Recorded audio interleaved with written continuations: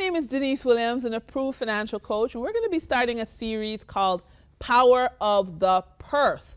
We're looking at how to add some more coins to your purse, and because we're all about building your financial table. Now, just imagine your table has 4 legs. The first leg is about income and the variety of ways you can earn income. Then, of course, there's protection, and protecting your family includes debt elimination and risk management. Then we have long-term savings, which is all about hitting your goals and dreams. And then we have the mindset. And so we're going to be just taking the journey to grow your purse, add more coins to your purse in this series. And we're going to be looking at money as an energy. We're going to be looking at income strategies, asset building strategies, real estate strategies, different tools that you can use in this Power of the Purse series in the next couple of episodes of Financially Focused. And I really want you to just take a minute, visit our website, financiallyfocusedmedia.com, check out our free financial independence course, and implement, take notes, get a pen, get paper, take notes. We've got a lot of experts coming up. You can reach out to them, and we're just going to really mentor you, guide you, and pour into you so that you can grow the power of your purse and have a strong financial table. I'll see you in a minute.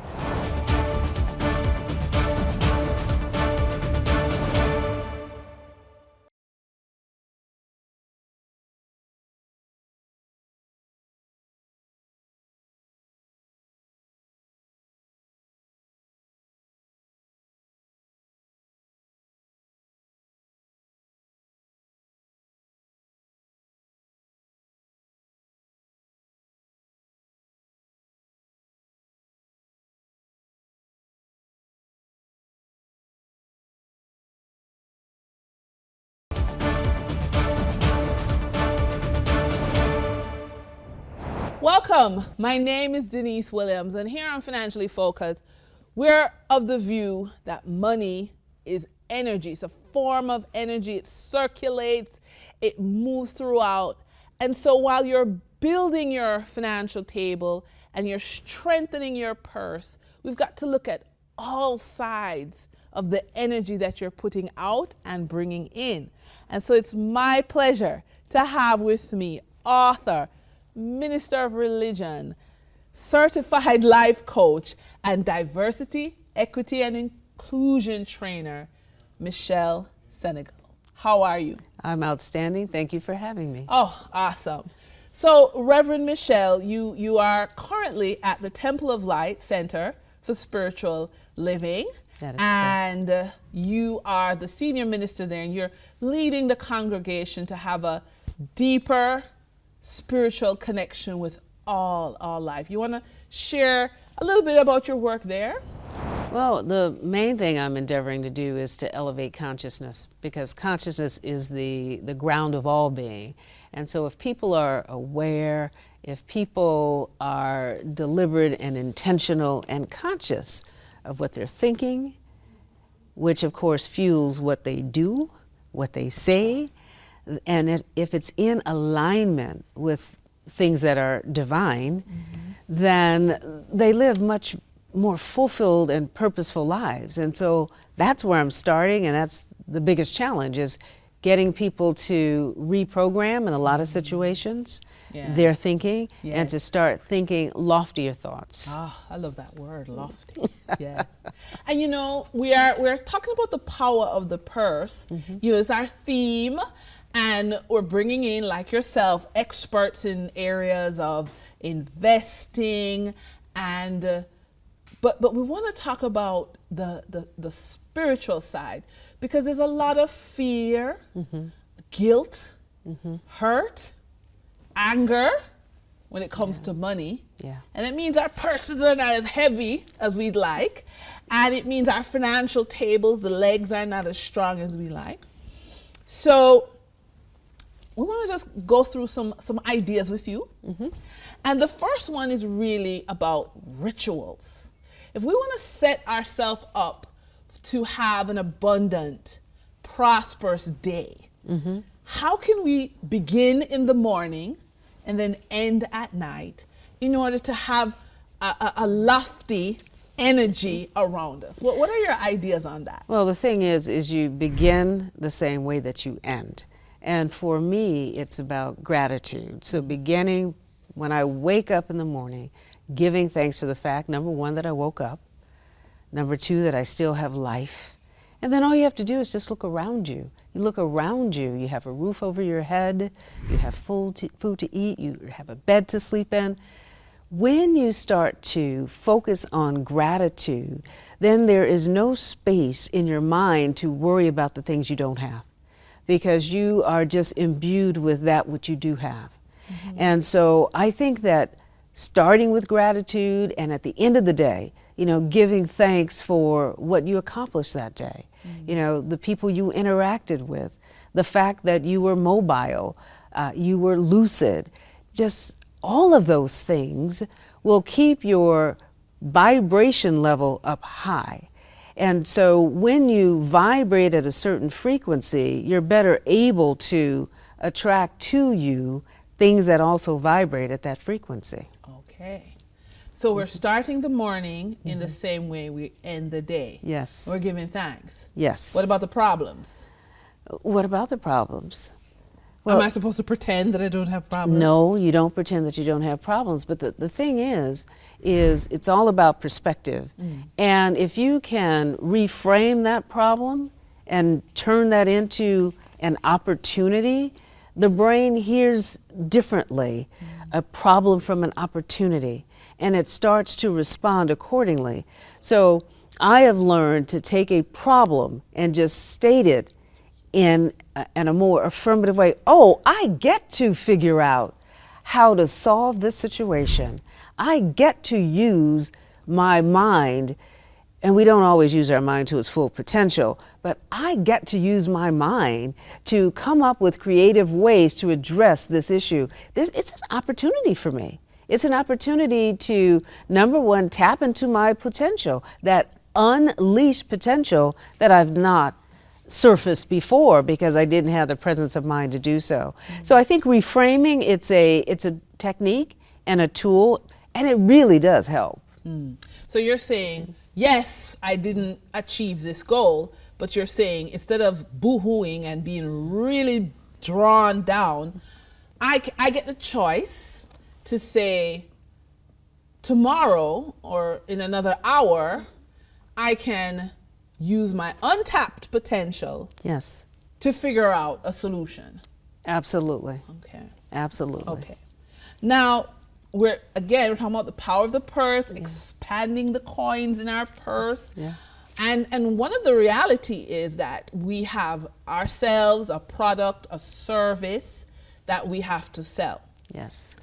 And, and when I say sell ourselves, I mean, if we may be looking for a job and sending out resumes, or in a job, wanting a better job. So it's not just sales. Right. However, a lot of time the process of selling or sending out our resume drains us, and we lose our enthusiasm.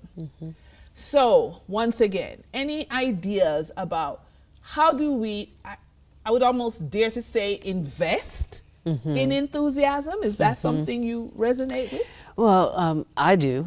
Okay. Because of the origin of the word. Enthuse means in theos, and theos means in God. Okay. And so if you approach what it is that you're doing from that place of, God's got my back, you feel fully supported, then you bring more passion to what it is that you're doing. And again, it's all about vibrational level. So if I'm vibrating up here, thinking in terms of, God's got my back, I have something to give to the world that only I can give. It's unique. It's a mindset. And if you approach your resume writing, or for me, I'm self-employed, and I think in terms of my clients need what I have to offer. What can I do that's going to make their lives easier?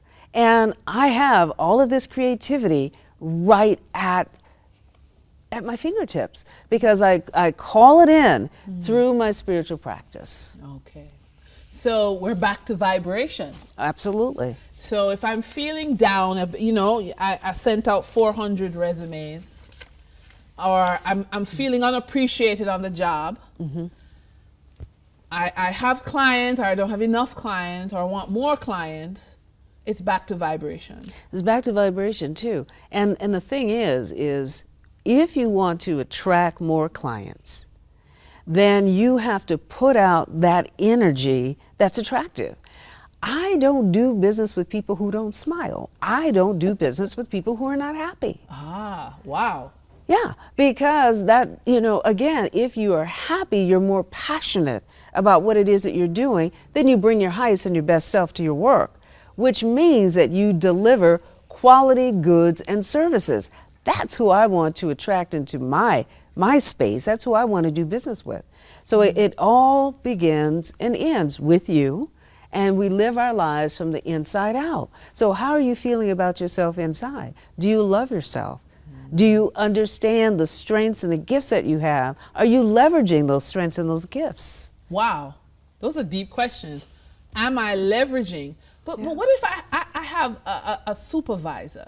You know, like, for example, he may be named Mr. Aubrey, and he gives me a really hard time, and I feel so discouraged. He makes me feel like I have no gifts. I have no talents, you know? Or I, you know, you've shared with us this really great policy that you only work with people who smile and give you good energy. Yes. But I'm down in the dumps. Let me be really honest.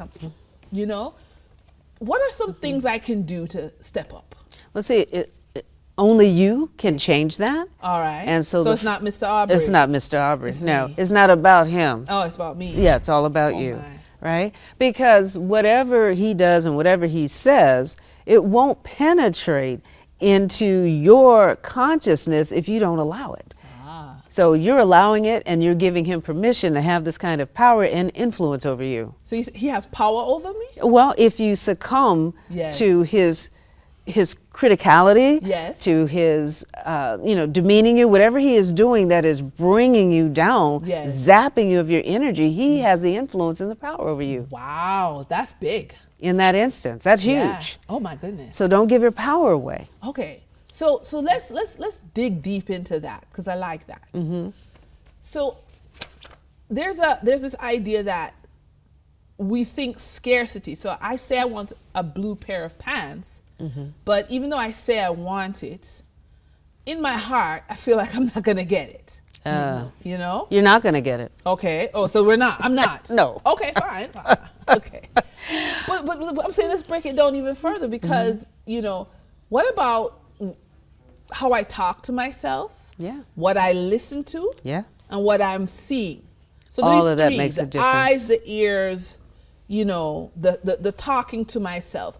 How can I, you know, other than coming to your workshops and following you on social media, what are some ideas, like what am I doing, what can I do to talk to myself better in situations where I feel like I can't earn more, I'm stuck, this is bigger than me, you know, what should I be listening to? Yeah. And what should I be looking at to bring my vibration up and get out of scarcity? Yeah, wow, that's huge. But it's all very, very important too. You know, what you take in, what do you consume? Like, I have very low tolerance for negativity. Okay. And so I will move myself, or remove myself, I should say, from situations where people are really negative, because that can affect how I feel. So in order to stay above it, I leave. So number one, so you need to be around people who are encouraging, who are motivating, and not people who are bringing you down, and not people who are miserable and whining all the time, because that's infectious. So that's one thing. What are you listening to? Yes. If you listen to radio programs or you watch television programs that are depressing, it's going to have that impact on you if you absorb it. Now, some of us have learned how to watch and observe and not absorb. But a lot of us, you take it in, you feel it, you sense it, and then it impacts you. And so I say to people, be very, very protective of what it is you are letting into your awareness, what it is you're letting into your consciousness. So if you want to approach life from a positive mental mindset, then you have to have influences that are positive. And so listen to the music that uplifts you. Read the books that empower you. Watch the programs that help to build your confidence and your courage. So really be the gatekeeper over what it is you are taking in. Wow. Okay. In your experience, how do you see this spiritual work turn into dollars and cents? Because a lot of people's like, they're just talking. It's just, what have you seen? Well, what I've seen from personal experience is that as long as I am enthusiastic, I am passionate about what it is that I do. So that's another thing. If you don't love what you do, you need to find something else. All right. So if you love what you do, you bring your highest and your best self to that. You're going to produce quality deliverables, and then they speak for themselves. So at this tenure in my career, it's been over 40 years, I do not market. Don't have to market because I get repeat business. And sometimes it takes maybe 10 years for the Superior Court to come back around, but they come back around. Yes. Why? Because of the legacy that I left before. And the legacy that I left before is high quality work that adds value to what it is that they are doing. And if I came from a place of negativity or if I lack self-confidence, then it would manifest in my work as well. But because I approach life from a higher place, I produce quality deliverables, and therein lies the marketing that I don't have to do because the deliverables speak for themselves. So what you're saying then, it's a package deal. So I'm raising my vibration by my daily practice. Yes. I'm also doing the work. Yes. I'm giving good quality work Yes. to the people around me. Absolutely. I'm building my name. Absolutely. Your reputation, your credibility. Yeah. Absolutely. This then translates into clients, More business. work, business, which then translates into cash. Into cash. Yeah. That is correct. So that's the creative process. Yeah. You create it first in your mind, Yes. right?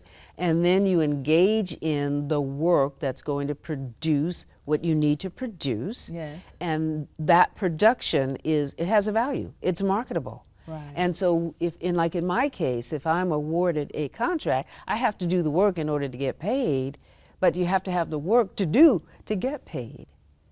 And so that's how the creative process works. It first starts with the idea, then it goes into your behavior, and for every behavior there's a consequence. And bringing your highest and your best self to your work, doing a quality job, satisfying the needs of your clients yields more business, which equates to dollars in the bank. Yeah. So then you could easily say that on the job as well. Oh, absolutely. Even if I'm not happy with my current salary, I may not even be happy with my coworkers. Right. I can still give my best? Well, what I say is focus in on those things that you can appreciate. Okay. Right? So what you appreciate appreciates. What does that mean? That means that I appreciate the fact, even though it's not my forever job, my favorite job, I appreciate the fact that I can eat, I can clothe myself, I can take care of my financial obligations. So I appreciate what that job affords me the opportunity to do. And so again, it's about, vibration, it's about mindset. And so if I recognize what it is providing for me, and I'm grateful and I'm thankful for it, again, gratitude, then I will do it with a different attitude, an attitude of appreciation, an attitude of gratitude. It will manifest in my work. Okay. One more. Yeah. I am terrified of AI. It's coming Oh. for my job. I love AI. You love AI. AI is my best friend. Okay. And the reason why AI is my best friend is it affords me the opportunity to be so much smarter in such a short period of time. You can do full proposals using AI. As long as you're very specific about what it is that you're asking, AI will produce it. Now, I would say 98% of the time, it's spot on. So I have to edit it. I have to make sure that it has my voice, and so I'll make some tweaks and some changes. But that saves me an awful lot of time. It's easier to edit something that AI produces than it is for me to create it, write it, and then edit it. And so I'm out in front of the competition because I can respond to those requests for proposals in a shorter period of time, putting me on a shorter list. Wow, I love it. Yeah. So when we're looking at the power of the purse, and we're looking at really adding more coins to your purse and the different strategies, when we look at the spiritual, the emotional, the mental strategies of financial planning, for me in this interview, it comes down to one word, which is vibration. Yeah. And there's a lot of research that backs up everything that I am saying, but it really is about where you view the world, where you vibrate from, what you are resonating with. All of that affects your life experience. So in financial planning, it's a lot of numbers, a lot of future planning. We look ahead. However, if right now things are not going the way you'd like them to go, you want to have a better experience, Reverend Michelle and I are inviting you to look at your vibration. What are you thinking about? What are you looking at? What are you listening to? How are you talking to yourself? These are some ideas that's going to take your financial planning to another level, but it's about increasing your vibration. And if you can vibrate at a higher level and be around people who vibrate at a higher level, then, and I believe Reverend Michelle when she says the results will be amazing.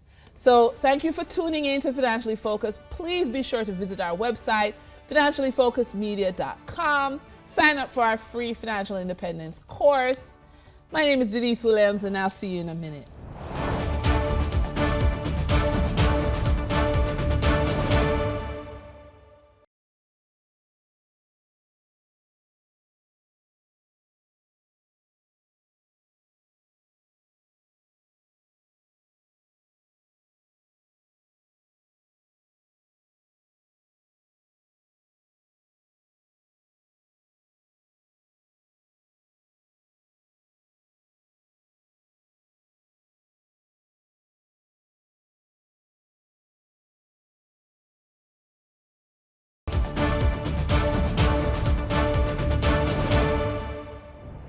In this conversation with Reverend Michelle Synegal, we really looked at some of the hidden treasures in how you talk to yourself, what you watch, what you listen to, becoming how you raise your vibration. So whether you're looking to increase the power of your purse through a better job or an increase at the job you have, or you're looking to build clients, there are strategies that allow you to raise your vibration so that you're actually doing financial planning on the spiritual plane. Yeah, you're building yourself up from the inside, right? So again, be sure to reach out to us and get some more support if you're required. My name is Dennise Williams, your host, and I'll see you next time.